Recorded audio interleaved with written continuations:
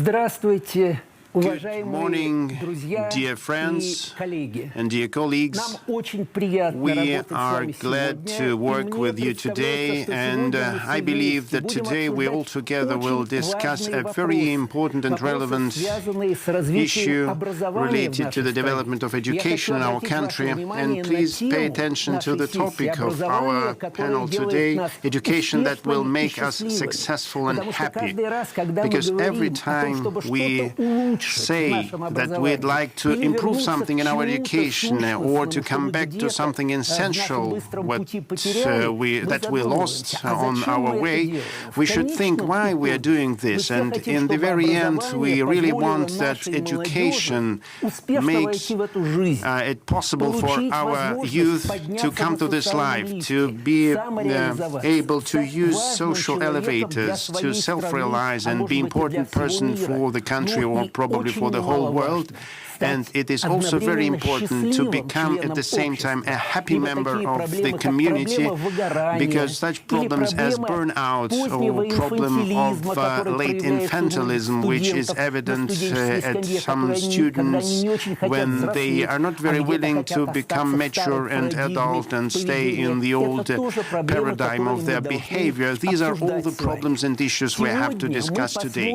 Today we are going to look at a number of very important layers related to the development of our education, and I'm really glad to introduce to you today our wonderful experts who came to our studio today. First and foremost, Elena Shmeleva, head of the Talent and Successful Foundation. Один из создателей учебного центра Sirius, создание которого было инициировано нашим президентом, член Совета при президенте Российской Федерации по науке и образованию, руководитель комиссии Генерального Совета партии «Единая Россия» по науке и образованию, член Совета федеральной территории Sirius и председатель этого совета. Титулы еще можно продолжать. Hello, nice to see you. Our second guest today is a very well-known expert, Andrey Fursenko. He's aide to the President of the Russian Federation, Secretary of the Council under the President of Russian Federation for Education and Science, member of the Presidium of the Council. From 2004 to 2012, Minister of the Education and Science, who worked in the government of Mr. Fratkov and Mr. Putin and Medvedev, and he is member of a number of different associations and councils. Hello, Mr. Fursenko, thanks that you joined us today. And finally, Anzor Muzaev, a unique person, a man who spent his whole life to education, who started as a teacher and had a long career in teaching, and I personally also closely related to it, and sorry for the youth, and we have a lot of respect to this man. This is the person who became the rector of Chechen State University, became the Minister of Education of Chechnya, and he's head of the Federal Service of Supervision in Education and Science. It is one of the leaders in the changing programs for Russian education, secondary and higher education, and I mean the new accreditation system. And finally, hello, Anzor Akhmedovich, sorry for that. And finally, myself, the moderator, Sergey Myasoedov, Vice Rector, Director of the Institute of Business Studies, RANEPA, and the President of the Russian Business Education Association. Thank you very much, dear colleagues, and I believe that we have all the reasons now to open our roundtable, our discussion today. Discussions are continuously going on in our country on education, because a good education is a good foundation for a good family and a good person, because a good education is an opportunity to realize and develop your career, and all parents and children and all members of communities in all corners of our country are interested in unique and one of the best education in the world, if not the best one in the world. And there are a lot of discussions saying that probably we should come back to the Soviet paradigm of education, because this education was really good, or shall we follow the requirements of time? We have to seek for the improvement of the education system. What shall we make the focus on the fundamental theoretical or practical aspects? How to think or how to implement and put it in practice, how to combine this balance, the new achievements of science and the conventional, the normal, broad views on the problems through literature, art, and development of culture of the whole country and the whole world. I think that it would be right if we start our discussion with problems related to the high school. And in this regard, I'd like to give the floor now to Mrs. Shmeleva, the founder and head of Sirius Center,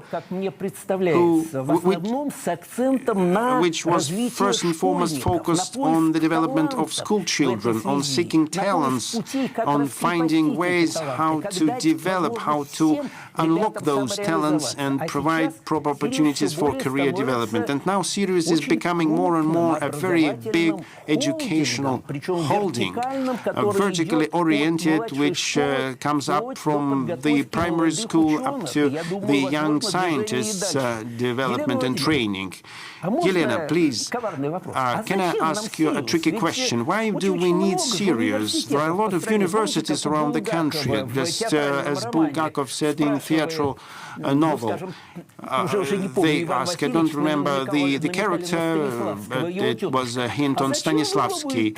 Why did you read a new play? There are a lot of plays. You should play them all and without the end. What new can Sirius give us? What is the summit of this unique project, I believe? Sergey, colleagues, good morning once again. Thank you very much for this invitation to be part of this discussion and these important questions. Shortly, Sirius is implementing the principle that every child is talented, and every child, every student can have this opportunity. Founded in 2015 on the initiative of our president at the object of the Olympic infrastructure, this center was begun as this education center from 11 to 17. There are three main areas: arts, science and sports. 700 to 800 children every year come to our program 24 days, and the opportunity is given to every child in our country to be part of this project. For this time, we created a lot of practices to work with talents. Along with children and teachers, we accept also engineers and scientists who build up our profile programs and curriculums which are used across the whole country. If we think what way Lomonosov should go to get a high-quality education, in principle, we can imagine that sometimes the same way other children, other kids are willing to go, and they would spend the same time probably as Lomonosov did. But at one time, all the opportunities were hypothetical, and now Sirius give with the pedagogical talents, these opportunities become true, they come true.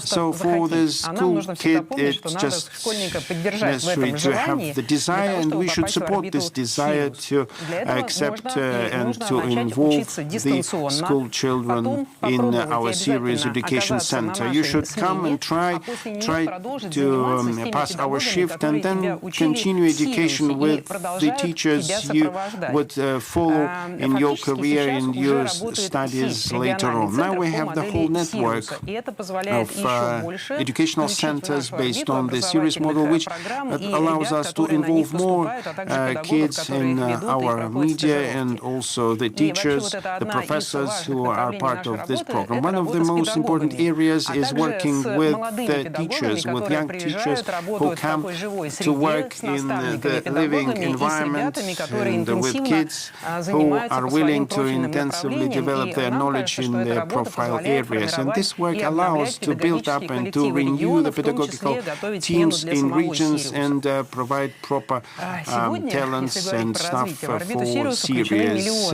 In the Sirius environment, we have millions because we now have a new approach to the mass stage, the school stage of the All-Russian Olympics among school children. And last year, we involved 4 million students for our Sirius courses. And this gives an opportunity to school children to be part of interesting tasks which would bring them to the industrial and scientific practice, and they have to learn a lot about it as soon as possible.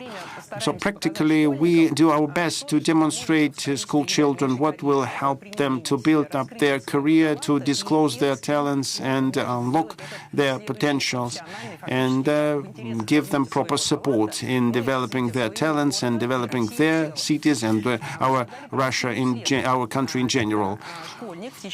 A school kid can select a topic for the project work and to get not only the industrial partner, but also a coach, a student who would work in a team with the school kid and would try to solve industrial and very real and practical tasks.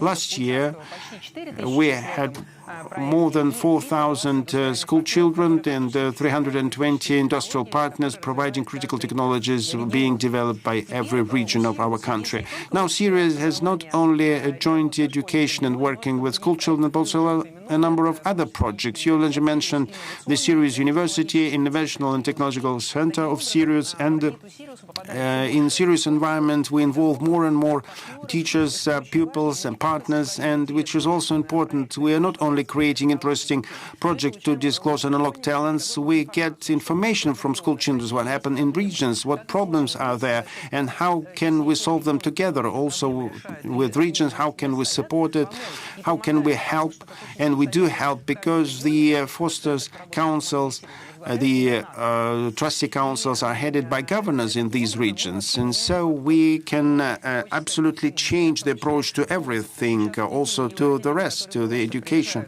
If now children and parents come to Sochi, they are able to use the opportunity of smart tourism. One day in Sirius, you can try something together, you can see, you can visit also different technological events and cultural events, and it is really inspiring both for us and for those who come to us as our guests, as partners and friends. In December 2021, we marked our first anniversary of creating the federal territory of Sirius established by the President of Russia, and we believe that this will allow to enlarge and broaden our experience and opportunities by using best practices, which we master together with our experts, and we prove them as the best ones to organize the joint environment of education across the whole federal territory of Sirius and roll it out in other regions as well.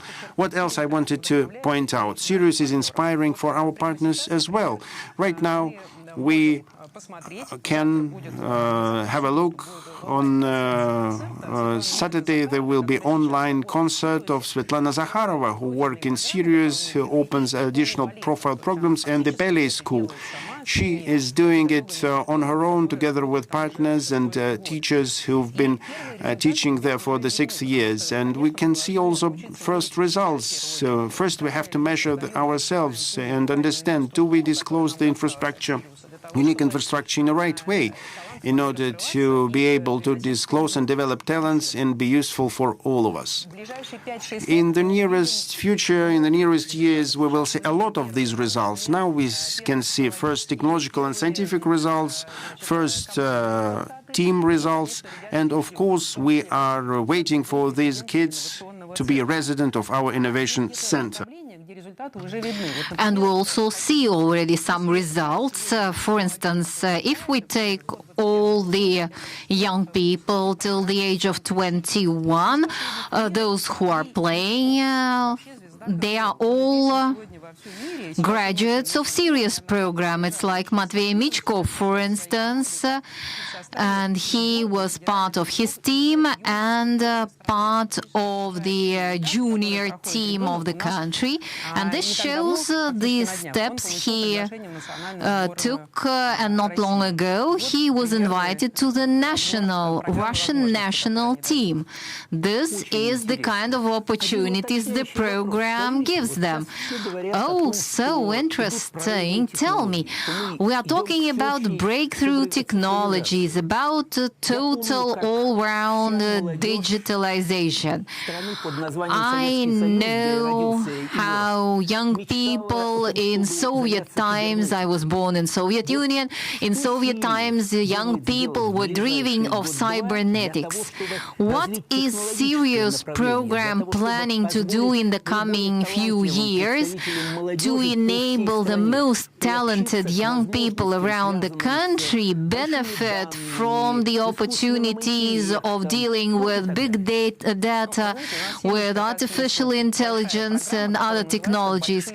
We have a big program which is called Big Challenges, and we have this program focused on the main lines of our strategy for the coming years.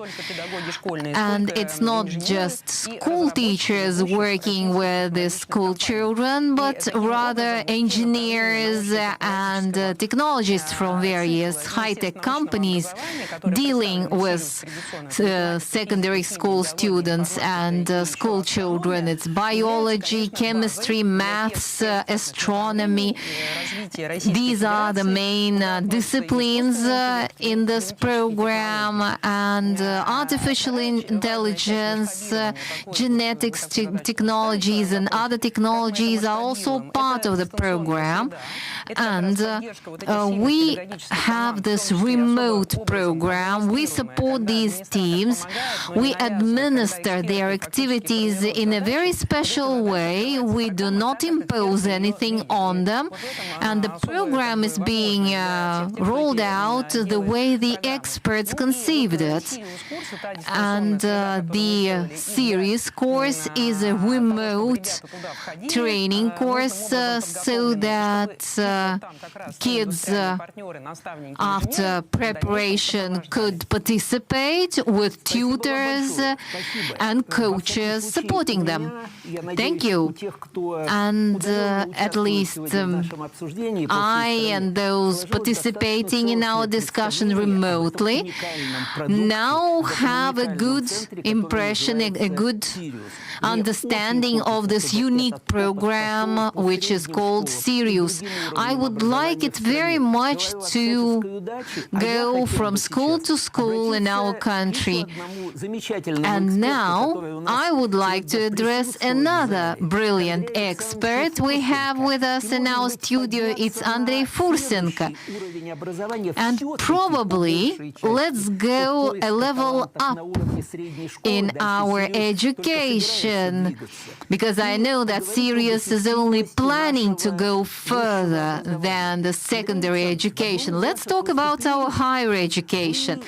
Andrey, in one of your speeches, you said that the Bologna system, 4+2 years of bachelor's and master's degree, is inefficient as a model in the current swiftly changing situation education in the current context of new challenges and new requirements. You voiced another scheme, 2+2+2. Can you please comment to us?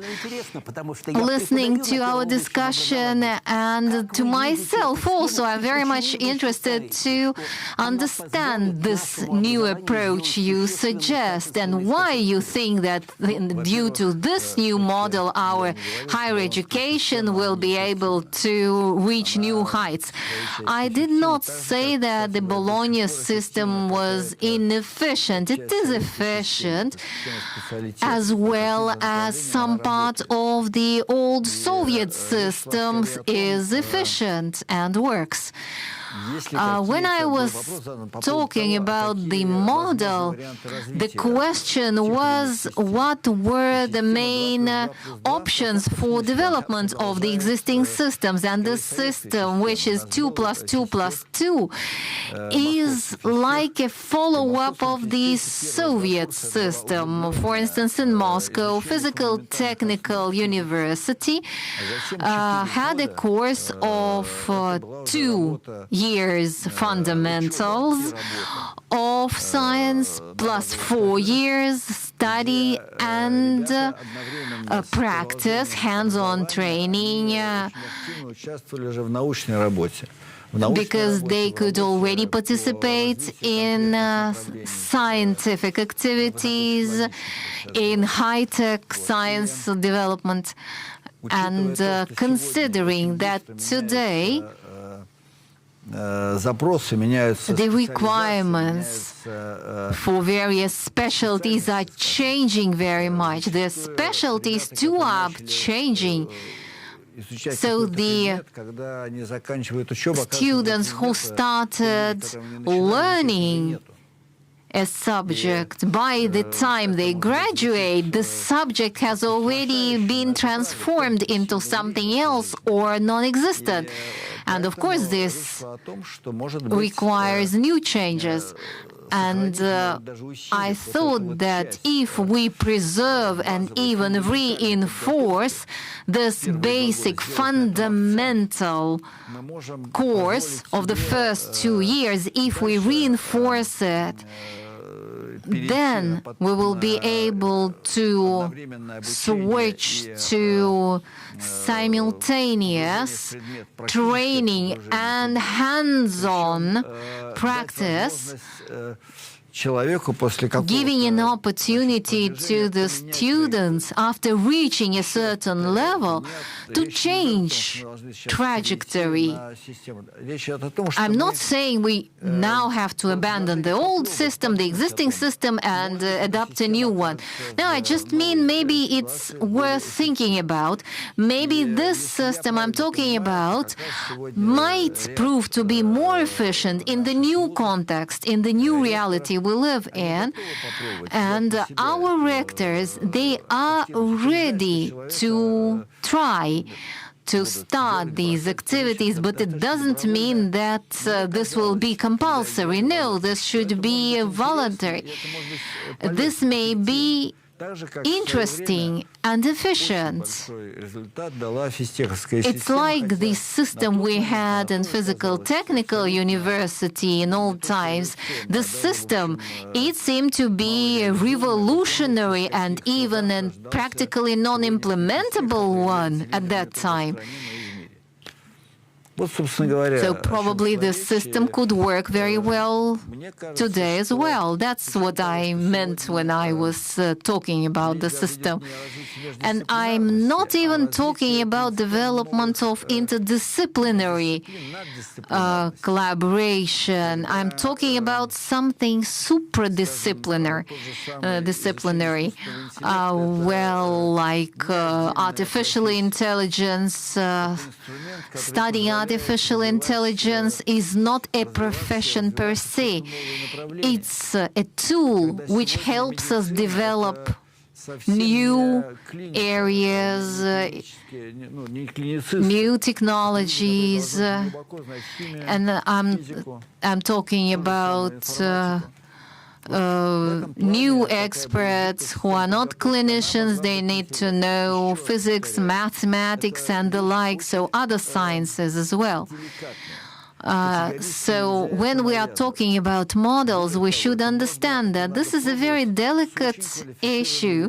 You cannot impose any new model, new system. You have to test it. You have to offer it as an opportunity to those who are ready and willing to test, who are interested to see how it works. Based on what you said, what about this supradisciplinary approach? I have another question to you, which is related to what you said and our colleagues from Rosatom when we discussed with them the efficiency of personnel training. Our colleagues from Russian Atomic Energy Agency told us that the engineers that come to the atomic energy enterprises in Russia, these graduates are incredible. They are the best. So when we go in future, I fully agree with you that we should preserve the best of the best traditions of the old Soviet times. But the question was, the thing was that these new students, they are lacking a little bit the decision-making skills. So you, for instance, suggest to create a unique device, but who will be its consumer? How much will it cost? And so on. They say, oh, we do not know that. Okay. Let's take the best schools in our country in which we see a new discipline taught. It's fundamentals of entrepreneurship. So probably it makes sense to teach motivation, marketing fundamentals, and similar disciplines to those who want to produce something, but they do not know how to market what they want to design, and so on. You know, you confuse two notions, a manager and an entrepreneur. An entrepreneur is a person dealing with the Lord, dealing with the God. It's like famous scientists. You know, it's something different. It's either you have it or not.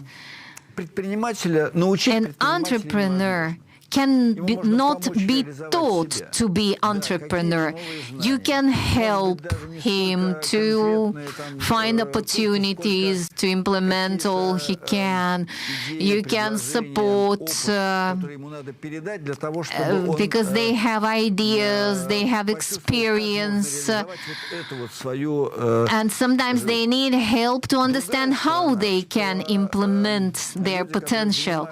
But the other thing is that people who are not that much in science, but who are rather implementing their knowledge in real life, these people should realize that technical parameters are not the only parameters you have to take in consideration. It was a big flaw in the Soviet times, when only the technical result counted, and that's why we were behind the planet. But now, when we see that the technology transfer doesn't only go from the military industry to the civil industry, for instance, but also in the civil industry we see the technology transfer, we found ourselves to be less efficient.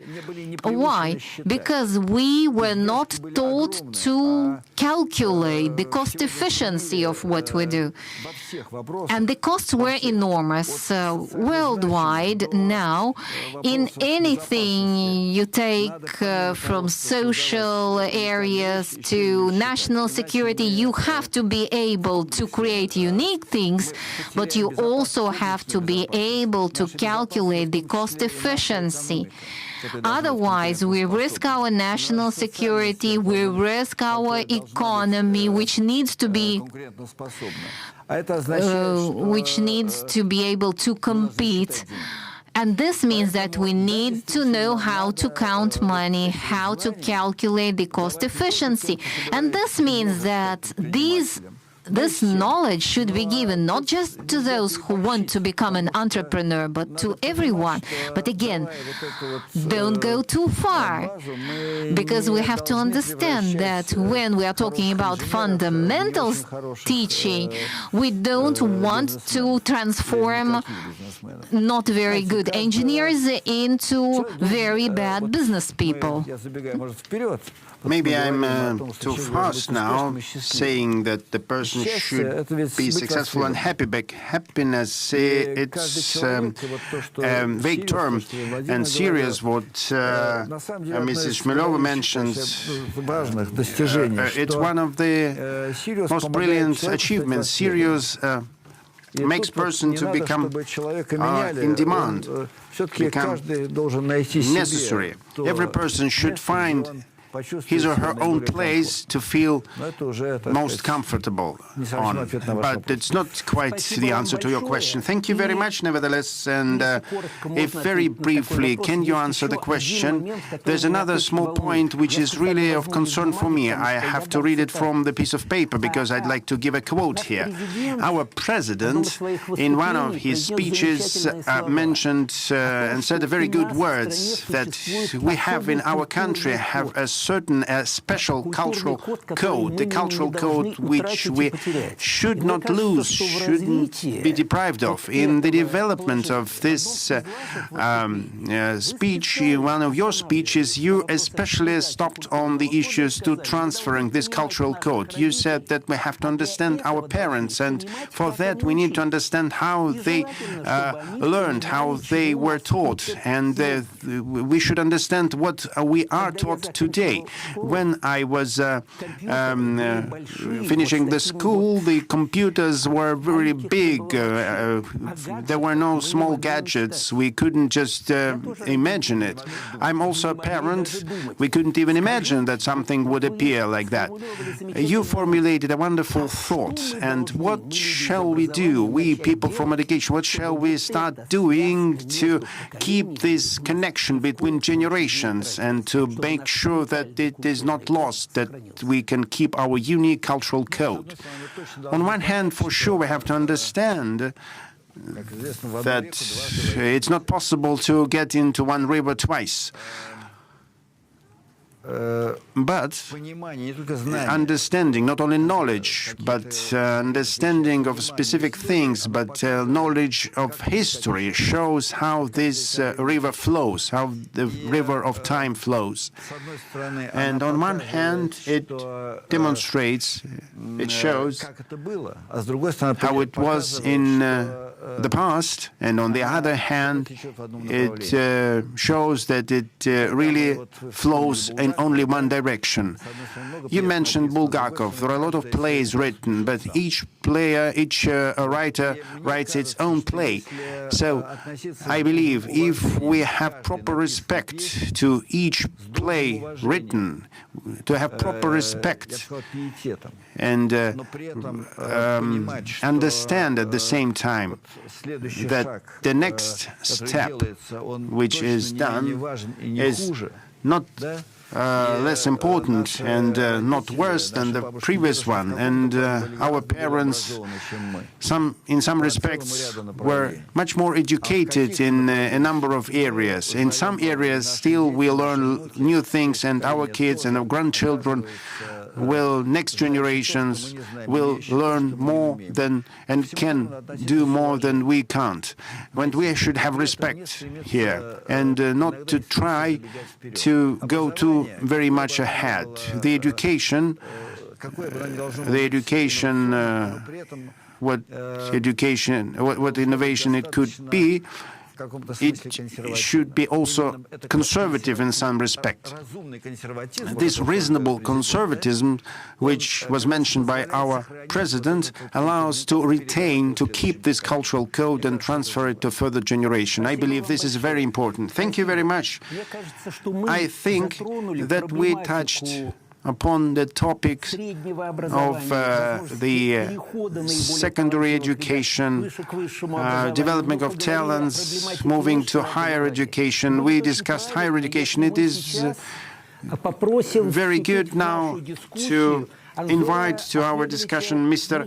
Muzaev, Anzor Muzaev, the person who is now actually working on the implementation after March 1st this year, the new accrediting and certification system for higher education institutions of our country. This certification system allows to provide further state diplomas. Yes, higher education institutes should be independent, and yes, we should find new ways and new approaches. And what was mentioned by Mr. Fursenko to keep this good and reasonable conservatism and succession is very important thing. Mr. Muzaev, you were at the very beginning, at the very origin of the new education system certification. Education institution certification system. Now it will be introduced in March this year, and also vocational institutions and schools will be involved in this system. Could you tell us a few words about this state certification system? So will be those certificates given for life? Should there be any checks, and there should be these wonderful 8 parameters educational institutions should observe and be in line with to be able to work. This is very interesting and very important for the whole educational community. Can you tell us a little bit more about this system, why it would improve the quality of training our students in different educational institutions? Thank you very much. The floor is yours, Mr. Muzaev. Thank you very much, Mr. Myasoedov. I'd like to correct you a little bit. Not me, neither my colleagues from the ministry are not developers. We acted rather as moderators, as Ms. Shmeleva in Sirius. And these accreditation indicators, these are those 8 positions you mentioned related to certification monitoring. This is the result of the work of higher institutions. In autumn, we have had a number of sessions. The first one was in September, where we had representatives of more than 50 educational institutions headed by Elena Vladimirovna. We set the pace for this process. There was later on another session in the State Institute of Governments. There were separate topical events in the cultural institutions and agricultural institutions. We discussed there all issues of these new approaches. And on my opinion, the Ministry of Education and Science of the Russian Federation is the developer of this executive order, and this is a high-quality document. We received support from all educational communities, and Mr. Fursenko would confirm he was aware of all these works. When we started this activity, many experts, many specialists wanted to pack all problems in this system, all problems of the past and of the future, which would overload the system, which is and has worked until recently. And we're very glad that everyone understood during discussions that all those indicators, softly speaking, would be an entry ticket to this place. Institutes having this certificate should be in line with the minimum requirements which are presented by the main customer, the state. As for the main principles, how we selected them, the main principle we declared, and we were heard by everybody, was that the data we are collecting needs to be verified properly. They should exist in certain information systems, and we had an agreement not to create new substances, not to create additional load on our educational institutions. Their main task is to give high-quality education to students, to postgraduates, and not be deeply involved in paperwork. A lot of information systems contain a lot of data we could use, but we selected 8 main positions which it's not possible to fake, to forge using some paperwork, and it's absolutely not possible to falsify. All these data are in open sources, and they require from an institution to prepare papers once in 5 years to pass another accreditation. It's not that true. Starting from March 1st, 2022, all institutions which had the certification, they shouldn't be recertified. This recertification becomes endless automatically. But those educational institutions which plan to apply for this new state certificate and new accreditation, they should follow certain rules of getting the certificate in a new format. And we moved away absolutely from the paperwork. We do not provide any stress tests for all the employees of the institution. The main focus is made on the risk-oriented, risk-based approach, regular monitoring in the area of higher education. We have an agreement with the task force and with other participants of the process. We were going to continue to repeat this process once in 3 years, and as a result of the monitoring, the educational institutions should score 70 points, and in the course of next year, the first monitoring is due in March 2023, and during this year we will make a big trial work with the state and non-governmental institutions with the big sampling, and we should double-check whether those indicators we set together allow the system to work with good efficiency without any strong stress. It shouldn't be like all 50 or 60% of educations be in a red zone. None of the experts, none of the institutions had a task to determine a big amount of institutions with the problems. During this trial period, we should understand whether this level of 70% is right.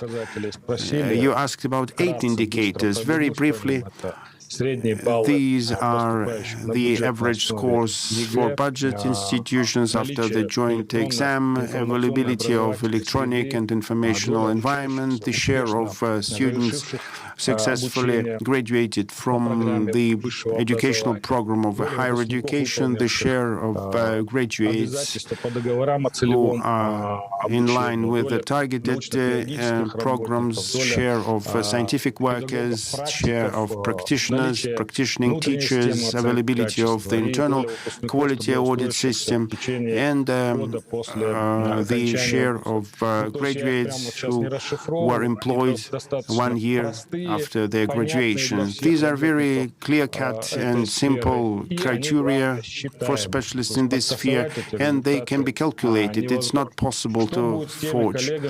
What would happen with those colleagues who couldn't reach this level, who couldn't achieve it? Those institutions which are not able to get these scores, they will not immediately deprive, they are just not punished, and the students will not suffer. You remember probably times when the institution is deprived of the accreditation, we didn't know what to do with the students of this institution. The institute is now under the control and supervision, and the period of these measures is not one day. The procedure is spread, and it lasts 1 year, and we should not check all these certificates, papers. We do our best not to double any licensing procedures.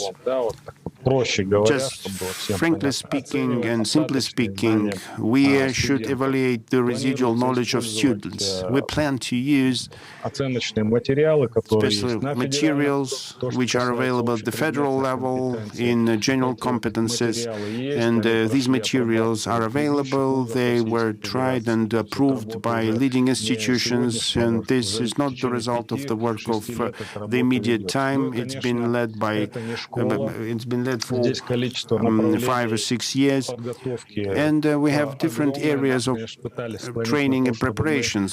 Someone tried to make us have a bank of tools and tasks for every discipline, but thank God we came to a consensus, to agreement that we're going to use evaluation institution and tools for the educational institution. And it is very important thing available in the to have the internal system of assessment. If we have the internal system, if there are educational materials, these materials students will not be passed this independent certification. It would be strange. Everything is quite simple. Everyone is concerned now more about this story related to methodological recommendations and methodological recommendations of calculation of each indicator, and Ms. Shmeleva knows about it. Most probably next year we will have a meeting of our task force, and we have already a preliminary version of this calculation methodology in all levels for primary schools, high schools, and higher education. We send these materials to institutions and agencies for experts to be acquainted with these materials, and yes, we will send them in a few days to other experts, so that we could implement the calculations and assessment methodology, and very shortly all the higher educational establishments will have this methodology with no questions anymore about it. I have a very brief question to you. In the procedure of state accreditation, which exists till the 1st of March, the model of public-private partnership was a successful one, and as far as I know, the Russian Committee for Education, Surveillance and Education know about it and were helping to perform the quality assessment. Do you think this public-private partnership practice should be continued? Are you planning to invite independent experts or expert boards to the procedure of public or state accreditation, which will be enacted since the 1st of March? You know, when we discussed this, some experts were reluctant about the new model, thinking whether it was necessary at all. And some experts even said that we probably should eradicate the very system of accreditation.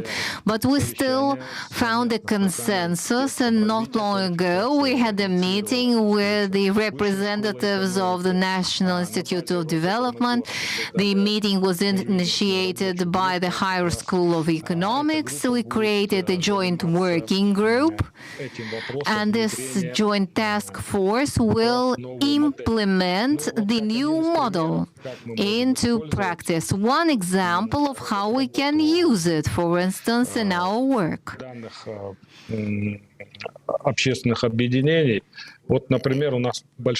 Just an example, we had a big discussion about the quality of materials to be assessed, to be provided by the higher school. Who's going to assess the quality of the materials used for teaching? Because we have to perform expertise of assessment materials, and we have many other ideas and thoughts about this. And in the coming few months, we will create a completely new concept of how to integrate all these elements into the new model. Thank you very much. Dear colleagues, dear experts, our time is running out, but I would still like to ask each of you to say just a few phrases. Let's start from Elena, then I will give the floor to Andrey Fursenko, and then to Anzor. Tell me, please, in just 2 or 3 sentences, what task do you think to be the top important in your work this year? Elena, I would like to focus very much on equality of opportunities for each child in terms of affordability, availability of education and opportunities. This is promoted by United Russia programs approach, and we really want every child to have an opportunity to realize his or her talents and to develop his skills and knowledge.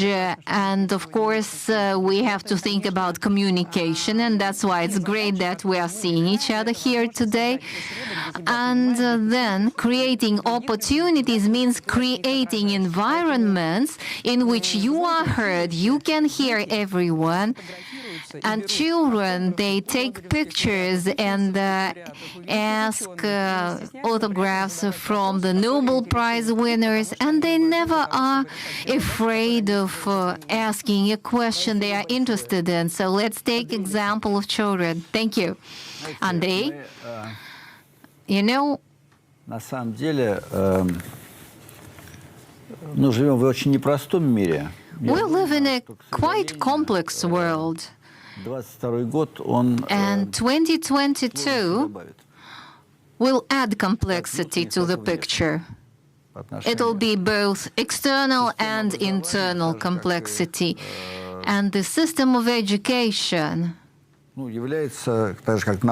like science, is one of the most important tools helping us to answer to the new and current challenges. And for us to be really able not just to find answers to the outstanding questions, we need consolidation. Even with our internal opponents, we have a lot in common. We are used on focusing on what divides us, on controversies. But we just mentioned the importance of taking advantage of the unique Soviet time experience that we gained in 1990s, in the 2000s. We had many positive and also some negative things happening then, but still it's a very precious experience, very valuable one. And I would suggest focusing on consolidation of our efforts.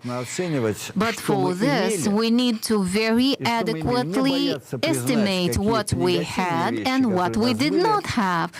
We have to be open and admit that there were certain things that we did not have. No one's going to be hurt. And you shouldn't favor any innovations just because it's an innovation. And I think that the work made by Levon Abdurahmetovich and his colleagues really gave us a very, very good result.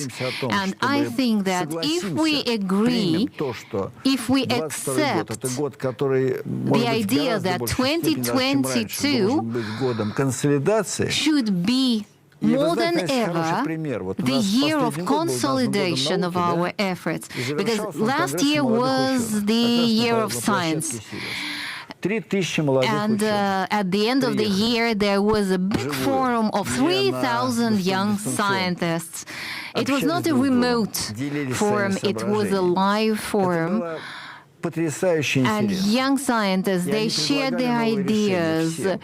They suggested new approaches and new solutions, and even to the Russian president, as you know. And I think this is a brilliant experience we should take advantage of if we want to go forward. Thank you so much. Thank you. And Anzor Akhmetovich, what about you this coming year? What will be the most important job or challenge this year? As a follow-up to what Andrey Fursenko just said, let me say that together with Elena Vladimirovna, we started a major task. We discussed today, we need to re-evaluate the workload of teachers, because the workload is growing all the time. We made a pilot analysis, a pilot project in 3 Russian regions, and in 2022 we have a deadline to do away with the red tape by the 1st of September.